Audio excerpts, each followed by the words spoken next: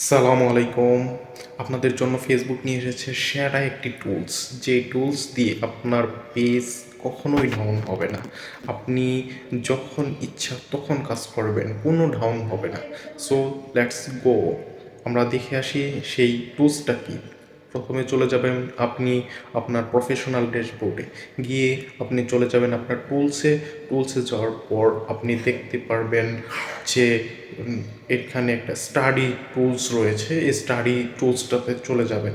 Study টুলসটাতে গিয়ে আপনি সবগুলি বাটনকে একটা একটা করে আপনি টিক দিয়ে দিবেন, তাহলে আপনার কোনো রকম কোনো ডাউন হওয়ার এবং আপনার আইডিকে কিন্তু প্রোটেকশন দিবে।